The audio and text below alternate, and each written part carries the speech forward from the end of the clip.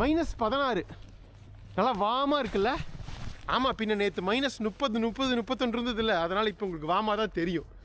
யார் மங்கோலியா யார்கிட்டருந்து சுதந்திரம் வாங்கினாங்க? இந்த நாட்டோட பயங்கரமான யூனிக் பாப்புலேஷன் டென்சிட்டின்னு சொல்லுவாங்க இல்லைங்க, மக்களோட நெருக்கம், ஜன நெருக்கம், அது வந்து மிக மிக குறைவான நாடுங்க. லேண்ட்லாக்டு கண்ட்ரின்னு சொல்லுவாங்க இல்லைங்க, சுற்றியும் வந்து மற்ற நாடு நிலத்தால் சூடப்பட்ட நாடுகள். அதில் மிகப்பெரிய நாடு நம்ம இப்போ ரீசெண்டாக ஒரு கம்யூனிஸ்ட் நாடாக இருந்தது ஒரு 70 வருஷம். ஆனால் இப்போ வந்து உங்களுக்கு டெமோக்ரஸியாக மாறி பார்த்தீங்கன்னா ரெட் கலரில் வச்சுருக்காங்க. இந்த இது நேற்றை கம்பேர் பண்ணும்போது எவ்வளோ பரவாயில்லைங்க, குளிர் கொஞ்சம் கம்மியாக இருக்க மாதிரி இருக்குது. இதுதாங்க உலன்பத்தார். இங்கே பஸ் ஸ்டாண்டு கூட இருக்குது, ஒரு டவுன் பஸ் ஸ்டாண்டு மாதிரி. இங்கேருந்து நம்ம ஏர்போர்ட்டுக்கு பஸ் எடுத்துக்கலாம். நம்ம வந்தோம் ஏர்போர்ட் பஸ். இங்கே மிகப்பெரிய சதுக்கமான சுக்பத்தார் ஸ்கொயர் நல்லா இருக்கா.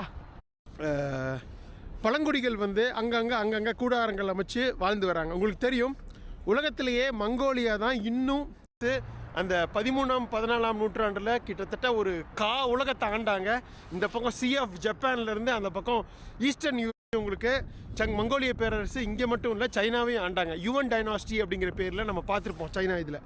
அதுக்கப்புறம் வந்து ஒன்ஸ் இந்த நாடு சோவியத் கம்யூனிசம்லேருந்து டெமோக்ராட்டிக் மார்க்கெட் எக்கானமியாக மாறுதுங்க, ஸ்டேட் எக்கானமியிலேருந்து.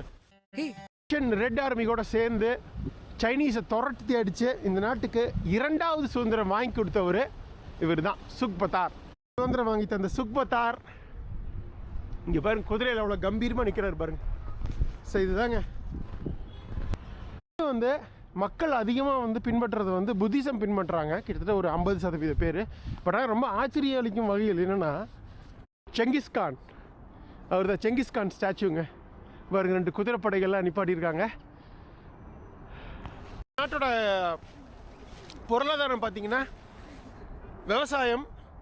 பட் என்னென்னா வருஷத்தில் ஒரு 8 மாதம் குளிராக தான் இருக்கும். ஹர்டிங் தாங்க, அதாவது மாடு ஆடு குதிரை மேய்ச்சல் தான்.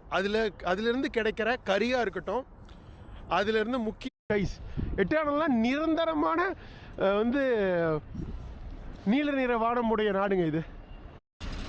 ஐஸ் அங்கே கிளியர் பண்ணிட்டே இருக்காங்க, உருகவே உருகாது 4 மாதத்துக்கு பாருங்க.